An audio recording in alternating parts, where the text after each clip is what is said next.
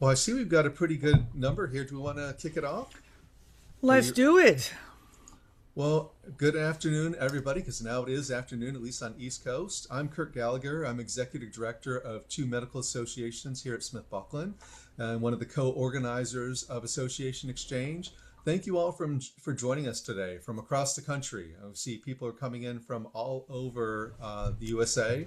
Thank you for taking time. Association Exchange provides free educational programming for those of us in the association community. You can earn 0.75 CE credits for this, although you're responsible for tracking your hours and credits for reporting to ASAE. We welcome all of your comments in the chat.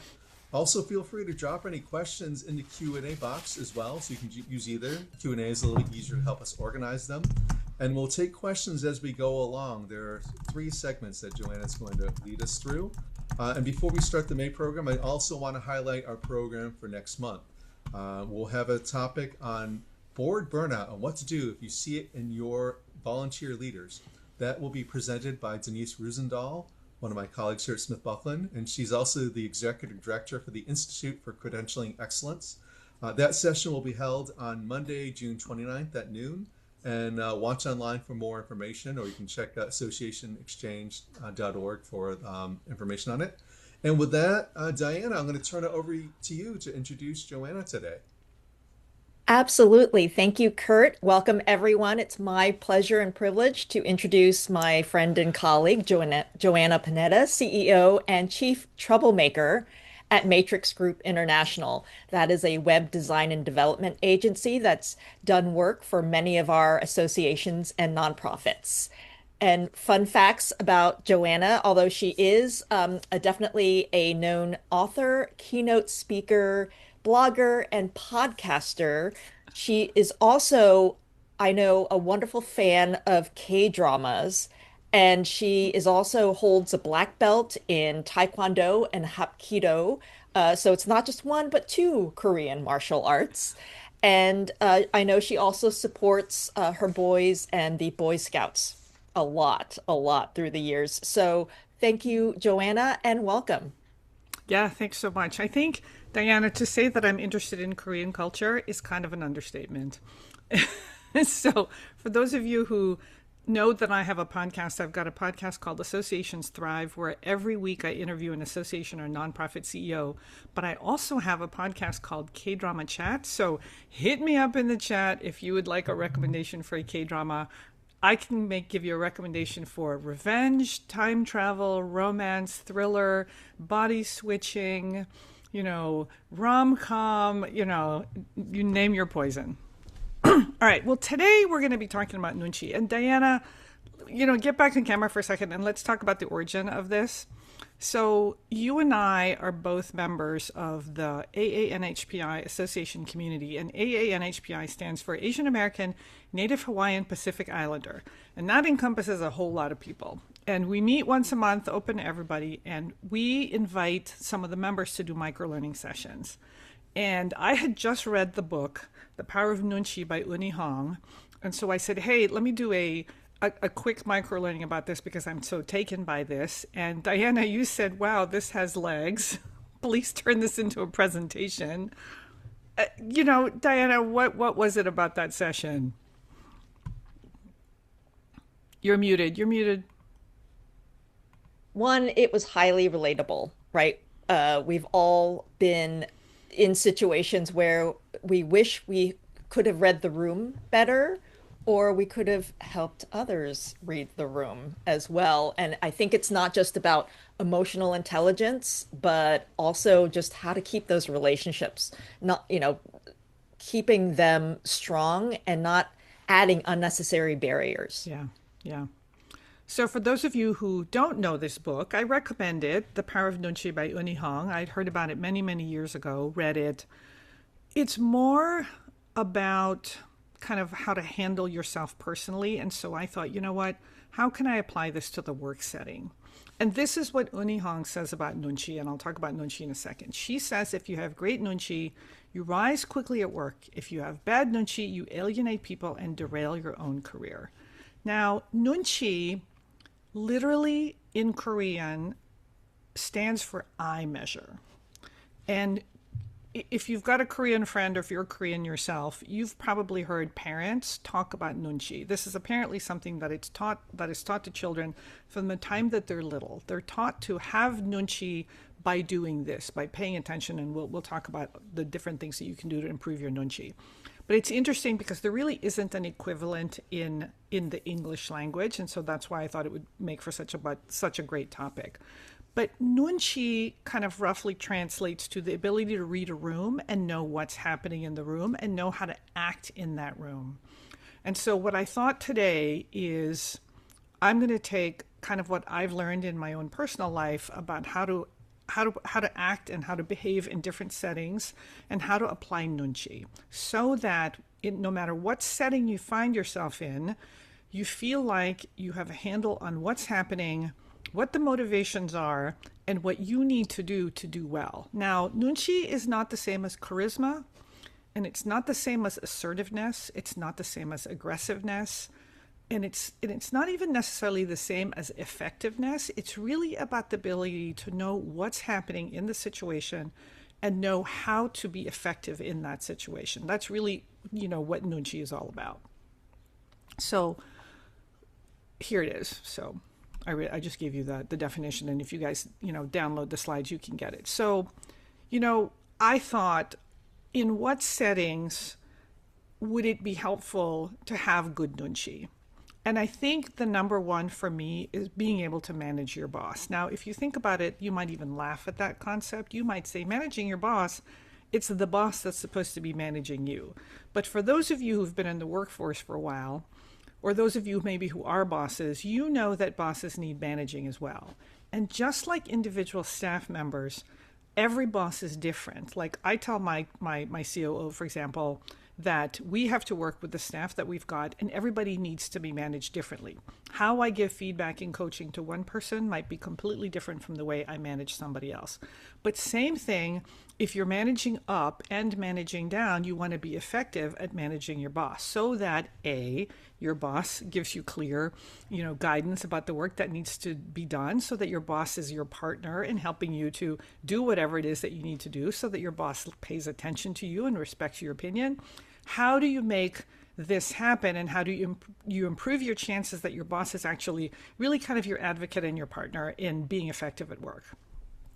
So the number one thing that I would say is read your boss's mood and know that your boss's mood is going to change every single day.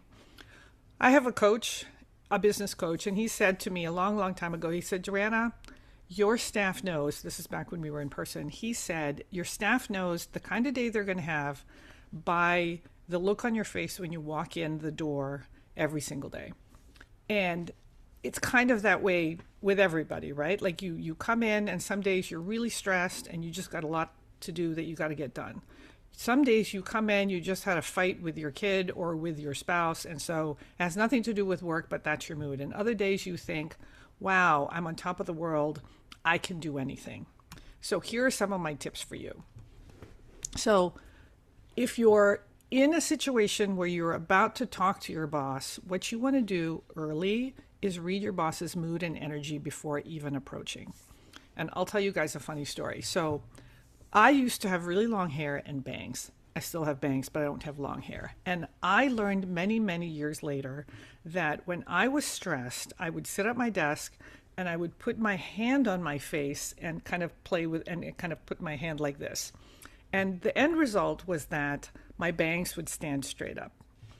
And they could tell, apparently, in the office that if Joanna's bangs were standing straight up, that wasn't the time to pile on her plate, ask her to make a decision, or otherwise, just kind of stress her out. And I still remember there was one situation where there was one of my designers, her name was Rashia. She was at the door. I probably was doing this. I look up and I said, yeah, what do you need? And she just said, probably saw the bangs and said, I'm good. How are you doing? Just checking on you, boss. So she was reading my mood and my energy before even approaching, and knew that maybe that was not the time, to talk to Joanna about something. So, the question you want to ask yourself is, depending on your boss's mood and energy level, is this the right time to bring up a new idea or a problem? if I'm doing this and it looks like I'm really stressed, is this the time to say, boss, I've got this great idea. It's going to take this much time and this much money. Can you do some brainstorming with me? Maybe that's not the time, because I might just say no because I just want to get you out of my hair. Is this the time to be bringing up a problem? Now, of course, if the problem or the idea has to be brought up, then that's a different situation. But if you are in a position where you can say, you know what, I think based on my boss's mood and energy, I'm not going to bring this up. And what's interesting about this is now it's really about kind of managing what you're doing based on whether or not the idea or the problem is going to land. So now here's another thing you want to ask yourself. Are they in decision mode, listening mode, or just trying to get to the next meeting mode? Again, I'm going to give you an example. I do staff meeting every other week with my team. It's from 4 to 5. Inevitably, at the very end of the meeting, somebody will say, Joanna, do you have a few minutes? End of the day, I often have a few minutes, no problem. But sometimes I've got a 5:15. I might even have a 5. I might have a 5:30. And I'll say, you have 5 minutes or you have 15 minutes. So the question is, what do you need from me in those 5, 10, or 15 minutes? And how are you going to get me the information that I need so that we can actually get something done? And again, I'm just full of stories, but I'll give you an example. I was coming out of staff meeting and somebody said, Joanna, do you have a few minutes? And I said, I have 3 minutes. My director of marketing said, I just need 2. She said, the association forums, Women's Executive Forum is coming up. I think we should be a sponsor. There's this level and this level and this level. I think we should do this. There's going to be this many people. It's in my budget. Do I have your okay? Now, I just gave you that information in about 29 seconds. She gave me everything I needed to do, everything I needed to actually make a decision. And so at that point, even if I was rushed and trying to get to my next meeting, I could make a decision and feel like, wow, I just got a decision made. She didn't just pile on me. I don't have a bunch of research. It's not something that has to be on my mind. She gave me everything that I needed. Another person, who shall remain nameless on my team, might be like, Joanna, do you have a minute? So let me talk to you about this. So there's this conference. Well, we're trying to get information about the sponsorship. And oh my God, it was such a problem getting the information from the sponsor. But I finally get it. Can I give you all the options? And oh my God, I had a phone call and they didn't call me back. And I'm just trying to get to my next meeting. So know what you need from me. Know the amount of time that your boss actually has, and know the mood and energy they have. If I said I have 5 minutes, mood's pretty good. If you can, make your case in 3 minutes, then we can make a decision. Okay. I think the thing here is, before you approach your boss, kind of know what you're walking into, know what you want, and then figure out your context. Is it a terrible time because I know that my boss's, 15-year-old is really, really sick and she's really, really stressed, or she's under deadline, but I really need this decision made, so this is how I need to approach it? Or is it's a pretty relaxed time. She's just gotten back from vacation. She's actually fairly conversational. We can have a whole discussion about it. So know kind of your context. Okay. So let's talk about communicating with your boss. You've probably heard, again, as a boss, you've probably had lots of training about the different ways that you want to be communicating with your staff. Well, there's also different ways that you can and should be communicating with your boss. Ask yourself, does your boss want details or just the headlines? And you probably will say, well, I don't know, it depends. Sometimes my boss wants the details and sometimes the boss wants the headlines. You should ask. If somebody said to me, Joanna, we need to make a decision on AXC annual and whether or not we're exhibiting, I might say, do you have a recommendation? And in that case, you should have a recommendation ready. I might say, what are the options? What are the pros and cons? In which case, hopefully you're ready for that discussion and we can actually have a discussion about the pros and cons. But you should also ask. You should say, Joanna, we're making a decision about whether or not we should discuss, exhibit at annual. Do you want the details or do you just want a recommendation? And a good boss will say, I just want your recommendation. Tell me if it's in your budget and when I need to make the decision by. And hopefully then you'll kind of know. And even if you're not ready at that point, you'll say, fantastic, can I talk to you on Friday? I think I'm going to need about 10 minutes since you just want kind of a high level thing, and I know I'll have a recommendation. So that's important. There are some bosses who want to dive into the details and other bosses that do not.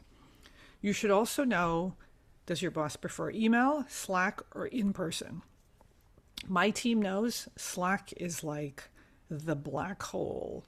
You send something to me on Slack, man, you better be mentioning it to me and sending it 3 times because my Slack is all lit up. If you want me to pay attention, Slack's not the way to do it. You probably want to send me an email because I'm pretty good with my email. So you just kind of have to know. And it's a little, you might say, oh, it's tiring. There's some people who like email, some people who like Slack. Well, as bosses, I feel exactly the same way.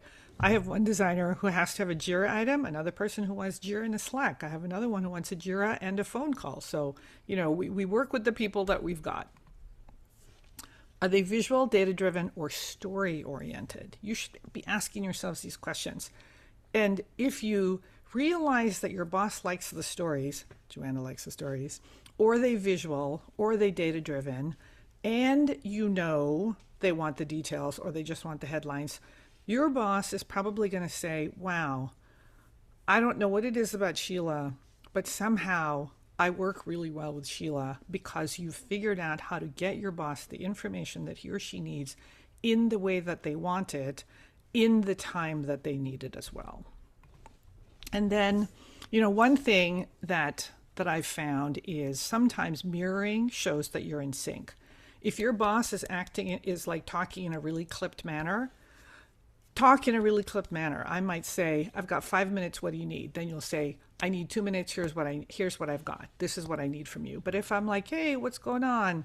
How was the weekend? What do you need from me? Then you mirror that too. Oh, well, my weekend was really terrific. How was yours? And what it does is it just it creates an energy between you that's very much in sync and kind of shows that, I don't know, I don't even know how to describe it, but basically it just shows that you're in sync. All right. I also want you all to notice what matters to your boss. Note what is said and note what is not said. You might say, oh, that's really interesting. My team, for example, has figured out that I really like birthdays. I like to know when it's someone's birthday. I like to know ahead of time so that I can wish them happy birthday on Slack. For whatever reason, it's one of my things and I think it's important. And so I've got an assistant who will say, hey, don't forget tomorrow's Dave's birthday. And I'll say, thank you so much, because then then I like being able to say happy birthday. So know the things that matter to them. Know what they ask the most about. Know the things that they don't ask about. And you might say, well, they should know about this. Fantastic. Then you can say, I think you should ask about this. But if they say, oh, I already know that already, and I don't need you to talk about it, then fantastic, don't talk about it because they just told you to keep moving. What do they follow up on? What gets them visibly energized, or what annoys them? There's always going to be things that annoys them. Boss, we've got these 19 exhibitors who haven't paid. Here's what we think we need to do, but I'm kind of at my wit's end. I need your help. That's just the way it is. But there are probably other situations where you say, you know what, when we're talking about annual conference, they always get really excited when we start talking about the opening session. So I want to be sure and give them an update on the opening session every time we have a meeting to talk about annual conference. Just know your boss. Is your boss a details person, a high level person, a numbers person, or a people person? So again, I'll share something about me. I am, if you've ever taken the Strengths Finder, the Gallup thing, or I guess it's also called Clifton Strengths. Input is one of my strengths. Input people ask a lot of questions. They kind of hoard information. They don't necessarily need the information. They're just kind of curious about it. So my staff know that I like the details, but they'll always ask me, do you need these details to make a decision, or are you just curious? Because you can get lost in the details. And again, that's knowing a little bit about your boss. So just know these things about your boss so that when you need help from them, you need a decision, you need them to unblock you, you kind of know what it is that's going to get them to help you. You know what it is that they need. They need the story, they need the details, they need whatever. And at the end of the day, if you can make your boss's life easier, they'll make your life easier because they're making decisions in a timely manner, because they're giving you the advice that you need, because they're advocating for you when needed. And that's because you've learned to kind of communicate with them and work with them based on their style as well. So I'm going to ask you guys, I guess let's put this in the chat. Is there a high level thing that is speaking to you about this? Is there a certain situation perhaps that you find yourself in and you're thinking, gosh, how can I know my boss better so that we can work more effectively together? All right, so while we wait for the chat, I will move on to the next thing. All right, so let's talk about managing your meetings, because we're all in meetings. And by the way, I read this really interesting article. I think it was in the Wall Street Journal a couple of weeks ago. And the article said, the art, like we all hate meetings, but the fine art of discussing, debating, cajoling, and finally making a decision is not something that AI can do. So get good at those things and know that if you're good at those things, AI is not going to replace you, which I thought was so interesting because we all say we hate meetings, and yet when managed well, we actually get a lot of stuff done in meetings. So let's talk about meetings. All right. The number one thing I want you guys to remember, if this is the only thing you remember from this presentation, is that everyone has an agenda. You might think you're walking into a meeting and you think you're talking about the next things that have to be done in order to implement the new AMS that you decided on. But somehow the meeting is going south. Somehow people are cranky. Somehow people seem to have like different things on their mind, and that might be true. People might have walked into that meeting and they're thinking about something else. So part of what you want to do is make sure that everyone is focused on the agenda, but also here's something to think about, right? In my experience working with associations or companies in general, depending on their level and depending on their role and depending on the work that has to be done, they have different motivations. So let's take the example of you're implementing a new initiative, or you're putting in a new AMS, or you're redesigning the website. Your CEO has agreed to this and has gone to the board to say, let's spend whatever, $50, $100, $300,000 to do X project. The CEO wants to see impact. They want to see that this is going to make a difference to the organization and a difference to the membership, and they want to move the needle. They want to know that this is going to impact membership and we're going to get more people coming to the conference or whatever it is. No, but what about the VPs? What I find is sometimes some organizations, VPs want to make sure that in this project that their teams are protected. Does this project mean I'm going to lose staff? Does this project mean that I'm going to cede some territory to the other team? What do you mean I no longer have full control of the website because now other teams and other departments can actually make their own updates? What do you mean marketing is now going to take over marketing for, the webinars when in the past that's something that my team used to do? IT might say, wait, hang on. What do you mean now people can run their own reports? We don't want that. Here's what I find too. While all this stuff is happening up the top, CEOs want to move the needle and VPs are trying to figure out what this means for the departments. People close to the bottom don't want to deal with the nonsense. They just want to make meeting registration easier. They just want to make purchasing an order easier because they get a lot of phone calls because of whatever nonsense has to happen in order for someone to create a profile. So they're like impatient. They just want to see this, get done. And here's the thing. You walk into the meeting and you think we're talking about the AMS implementation, but you might have someone in IT thinking this is the worst thing ever. I didn't want to pick this AMS. They were terrible during the demo. Or you might have IT saying, oh my God, I can't believe we're giving up that wonderful vendor that we've had for 20 years to implement this new system. I just know this is going to be a disaster. And that's absolutely coloring everything that they're seeing with this AMS implementation. So can you fix it? No, not necessarily. But if you understand it, then you go into the meeting thinking everyone's got an agenda and I need to play to it. If you're the person who's running that meeting, everyone you're the person who's trying to get something done. Then what you're going to do is in every single meeting where these people are represented, for example, you're going to say, hey, boss, CEO, remember with this project, we're going to do this. And hey, VPs, this is how we're going to divide up the work so that X. And hey, registrar, remember that this is going to happen. And IT, this is what this is going to allow you to do. Now, there's another thing that I want you guys to realize, and that is not everyone gets to be a decision maker, but almost everybody gets to veto. And I'll tell you this crazy story. A friend of mine puts in, he builds security systems for high net worth individuals, like a lot of billionaires. And he was going after this one project, and he thought that he had the job connected with the husband and the wife and the staff and the whatever, and they didn't get the job. And when he found out, he asked, why didn't I get the project? He was told the cook didn't like him. And he said, the cook? I didn't even meet with the cook. Well, the cook meets with the spouse every single day and is there 3 meals a day. Remember, these are billionaires. And said, I didn't like them for whatever reason. And so now he said, oh my God, now I realize, like, we got to make sure that everybody that we touch who might have any type of veto power, that we make sure that they're happy with our solution and that they know that we're going to take care of them. I'll tell you, as a vendor, you don't want to be the vendor that somebody says, yeah, they're nice, but they were really rude to me when they called. And the CEO says, well, we can't have people who are rude to everyone. And so all of a sudden it has nothing to do with your solution.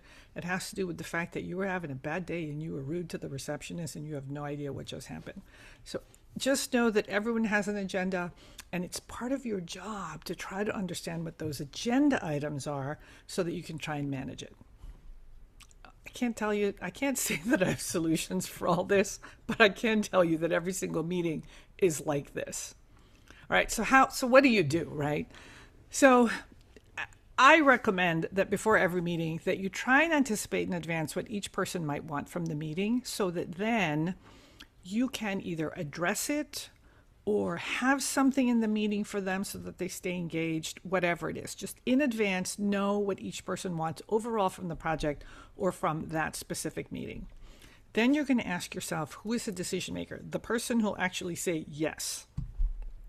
But who are the influencers? There's always influencers. You always have someone where you'll say, okay, this VP is going to make the decision, but I know that she always relies on Daniel. Daniel's recommendation is always really important to her, or Susie, or whatever. Who are the influencers? And then who has the ability to veto? And sometimes it's everybody, and sometimes it's a few people. You might even say, the person for the CEO who has the ability to veto is his assistant. Okay, well, let's make sure that the assistant is on board. And then I say, if you are in a position where you're opening the meeting, or maybe you're helping your boss to prep for the meeting, how you open the meeting and how you close the meeting are two of the most important things. If you don't open the meeting with intention, with high energy, with positive energy, with a clear agenda, knowing what everyone is kind of coming to the meeting to do, I think you stand a chance that this meeting is not going to be successful. Even something as simple as, say, it's a kickoff meeting, how you make introductions, all of these things matter. How people get introduced, who got invited, all of those things matter. So. And then, now we're here at the meeting, right? Read the room, and hang on for a second. I'm going to pause for a second because I'm going to tell my son something. Okay, can you turn that down? Thank you. All right. Oops, sorry. Are you recording? Okay, so before you go into a meeting, read the room before you speak. Personally, I like to go to meetings early so that I can see people coming in. Even if it's virtual, I like to come in early because then I know who's coming in. I can see the energy level before the meeting even starts. And also there's a little banter that happens. So I like to come in early. And I always say, Enter the room with silence and observe. Do not come in cracking jokes. You have no idea what the mood is. You have no idea what people, are coming into the meeting with. And in any meeting, especially one where you think, okay, I'm kind of new to this group, observe who holds influence both formally and informally. It might be the assistant, it might be the IT person. Who seems disengaged, who's leaning in. Again, you may do nothing with this information, but just notice it. It's hard sometimes because if you're on Zoom and people are not on camera, it's hard to know. But if someone is never on camera and always mute, that's probably a disengaged person. Not always, but just notice it. And if this is your meeting, it's just something that you need to know.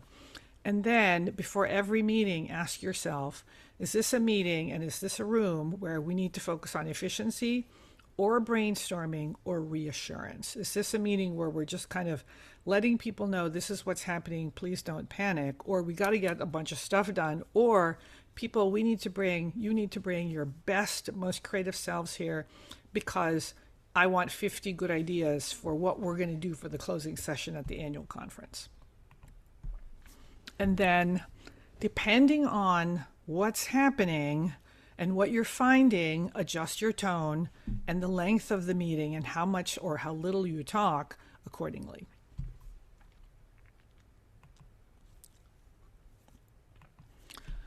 And, I just say when you're in a meeting, know when to talk and when to hold. Not every silence needs to be filled. I think that oftentimes people feel like silence is bad, and I don't think so. I think sometimes, we need room to just kind of process what just got said, especially if you're running a meeting. Make sure that everybody gets a chance to say what needs to be said. And then sometimes you might even say, hang on, Tanya just said something really, really important. Can we just pause here for a second and think about it? Nobody talk for 30 seconds because we need to process this.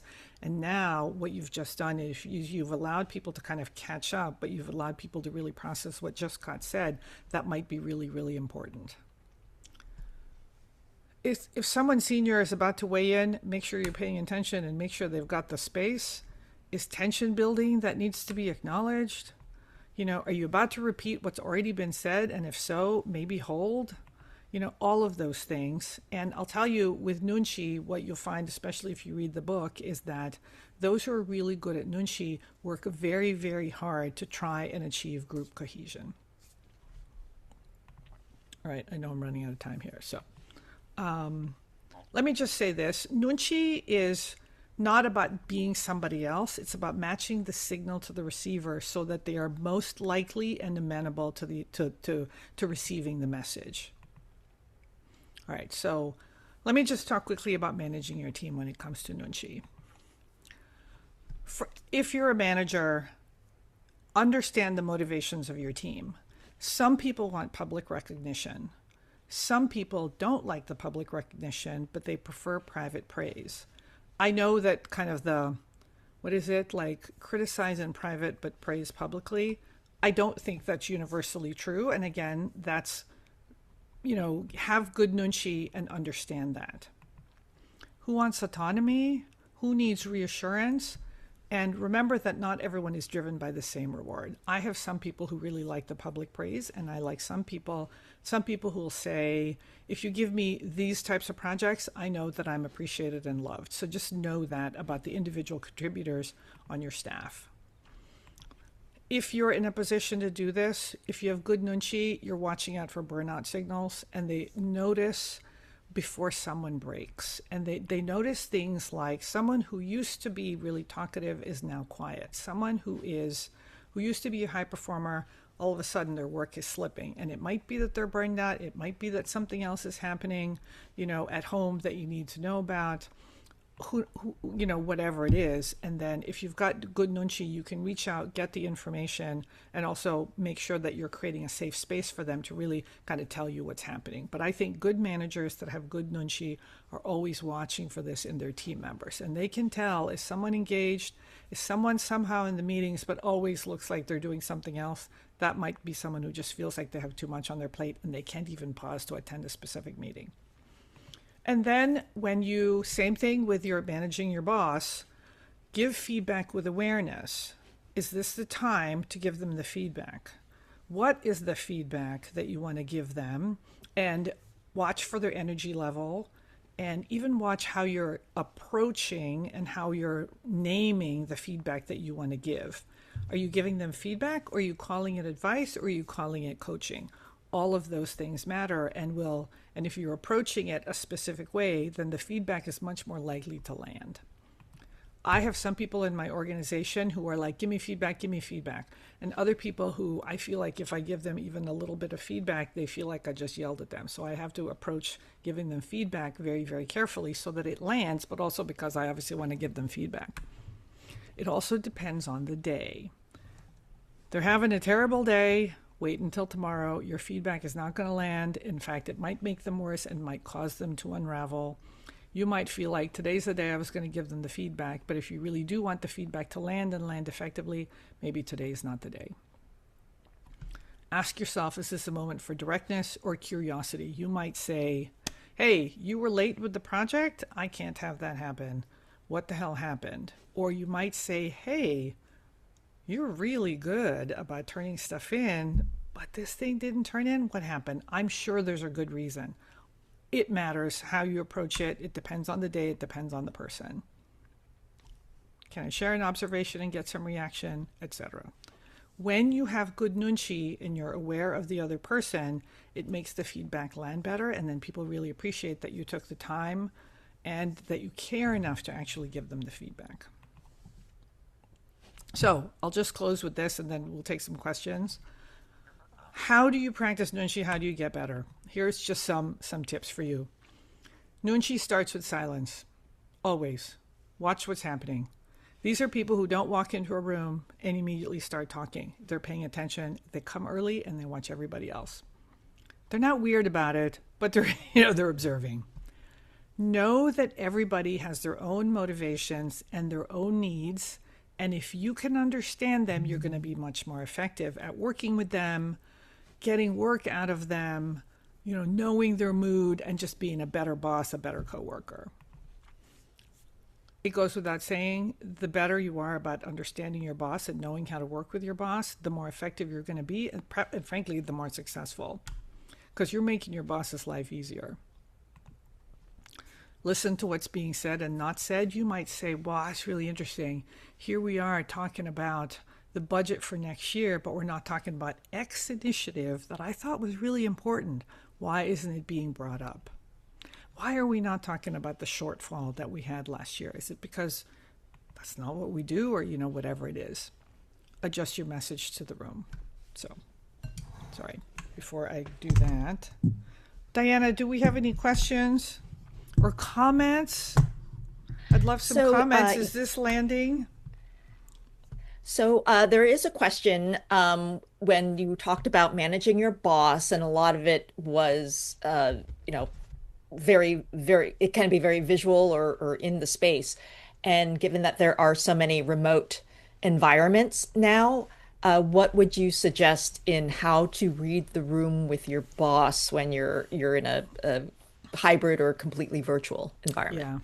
Yeah, I'll tell you, what I don't love is hybrid meetings where some people are in squares and some people are in a room. I actually don't like those meetings because it's impossible to see the facial expressions of the people in the meeting. So whenever I'm doing a pitch meeting tomorrow and it was going to be hybrid, and I said, can we please all be squares? Because then we're all kind of equal around the table. So if you can influence that.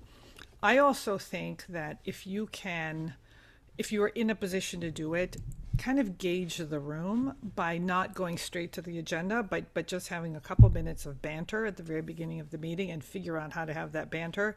Because then you'll know, is the boss like, oh my God, why are we doing banter? Why can't we just get straight to the point? Then you'll know that you have to be all business. Or if, the banter lands okay. And that I actually always believe in banter because I feel like because we're mostly remote, that it's important to have, kind of those connections. So I say, come early and kind of check the energy of the room. It is very hard when people are off camera Now, in some organizations, it's okay to be off camera. In my company, if it's staff meeting, it's okay to be off camera. But if it's a working meeting, I say I would like you to be on camera so that we can see each other's facial expressions to see if what we're saying is landing. And I have a rule, if it's a meeting with a client, you have to be on camera, because I think it is very rude to my clients to not be on camera. Like, you could be in the kitchen, you could be doing something else, you could be at Best Buy. No, no, no, you got to be paying attention to the client. Okay, thank you. And Kurt, do we have time for one more question? Sorry, I talked Absolutely. too Yeah. much. Yeah. Okay. Let's see. My colleague is now my supervisor. So how can I transition to learning to read her? Your colleague is now your supervisor. Oh, I think you do the same thing, right? Like, it might be that your colleague is probably trying to figure out the same question. How do I become a supervisor to someone who was previously a coworker? One thing you might say is take them out for coffee and say, hey, congratulations. How do you think your leadership style is going to change? And how can I support you? If someone said that to me, I'd be like, wow, thank you. Let me think about this. It would be really terrific if you did this in a meeting, or if you need a decision from me that you did it this way. So basically, like, allow me to give you the playbook for how to work effectively. But by making an offer and kind of leading with curiosity, but also offering to help, then I think you're kind of saying, we're in this together and I'm supporting you, but help me understand better kind of where you're coming from. And then pay attention, right? And then it's always going to be sticky too. Like, if you're like, ooh, wow, I wouldn't have done that. And if we were coworkers, I would have said something, but now that she's my boss, I'm not sure. I think you have to tread carefully there. You might say, hey, I have a couple of insights in this situation. Would you like to hear them? And if they say yes, tread carefully at first, because you don't know how candid you can be. But if they say, I really appreciate the feedback, can you be like my eyes and ears because, we're friends, then, you can be a little bit more candid. I know at my company, there's 3-4 people who can be very candid with me, and I appreciate it. Not everyone feels that way, but that's what I would do. Do we have time for any more questions? Do we have any more questions? I don't see Kurt, any, is but it? maybe I'll ask one. Joanna, I don't know if you've tried this, a technique. You talked about being aware, maybe having the different call parties or stakeholders in the meeting to identify their agenda so that way they're all conscious about them. There's something that people maybe don't want to admit, describe the VPs versus the frontline employees versus CEO versus department heads. I think that's a really good idea. Actually, when we kick off a project, I'll say, hey, let's do a round of introductions. And then I'll say, rather innocently, it sounds like, what is it that you hope this project will achieve for you? And now oh my God, if we do this, it'll be a success. And you'll uncover certain things. Like, again, here's a story. Whenever we're doing a project, I try to, if possible, meet with the CEO to say, hey, what do you hope? What do you want to make sure this project uncovers? Every once in a while, the CEO will say something, and I'll think, holy crap, that's not in scope. I've never heard of this. Why does the CEO think that this project is going to address that? And oh my God, thank God I asked the question, because we're going to get to the finish line and the boss is going to say, Joanna, what the hell were you guys thinking? You didn't finish, you didn't do this, and this is what I thought we were going to do. So Kurt, I think to your point, a very simple exercise of what does everyone hope to get out of this project? Now and pay attention and make sure everyone gets what they need. And if they're not going to, identify it early. I think that's great advice. Diana, do you have any final questions or thoughts before we wrap it up? There was one other question about the expectations. Joanna, you talked about, hey, as a boss, you have to understand the preferences of your team and vice versa. So how do you get comfortable? So if you're a person who just likes texting, right? There's a lot of people out there who don't like that in person. They always want to text first, and your boss doesn't. How how do you make that transition yourself to get comfortable with the other method of communication? Yeah, that's a good question.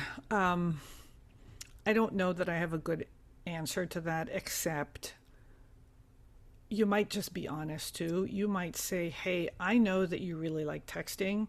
I'm not as comfortable with texting. I'm going to try, but know that I'm not comfortable with it. Like many, many years ago when texting was just new, I wasn't as comfortable with it. And I was like, please send me email. And then, it just changed. So I think kind of naming it and surfacing it does a lot. Now, where this gets crazy is as managers, we're managing up and we're managing down, and you're like, okay, well, and some of us have multiple bosses, right? So you'll say, this boss likes email in a lot of detail, and this boss likes email, but not a lot of detail. And unfortunately, Nunchi says, you got to suck and deal. Like, that's the way it goes if you want to be effective at working with the different bosses, because everybody's different. And if you really want to get something out of them, it can't be about you. It's got to be about them. Because when it's about them, you get their cooperation. So in the end, you're almost like servant leader to your boss, servant leader to your team, or servant period to everybody, so that you're giving them the information that they wanted in a way that lands. Wonderful. Thank you, Joanna. Yes. Hey, thank can you. I just pitch my podcast? Please, I've got a podcast. It's called Associations Thrive. It drops every Thursday. Every Thursday, I interview an association CEO, and I'll tell you, every single episode is a master class in how to move up in your career, because I always ask about their journey. And then I always ask about the things their organizations are doing to thrive. There's no selling, there's no pitching. Joanna's not talking about her services. It's all about how we updated our governance, what we did for our annual conference, how we're welcoming new members. Masterclass. I hope that you all will subscribe. Thank you so much. I think that's a great way to wrap this up, Joanna. I found this so valuable, and it's advice that I can start implementing today, and hopefully others who are on with us to do the same. So thank you. Thank you all for joining us. We have one more session of Association Exchange before we break for the summer. That will be on Monday, June 29th. We'll hear a presentation on board burnout and what to do when you see it in your volunteer leaders. That will be presented by Denise Rosendahl, who's Executive Director of the Institute for Credentialing and Excellence. Everybody have a great Memorial Day weekend. Enjoy your vacations over the summer, and hope to see you on June 29th. Take care, everybody.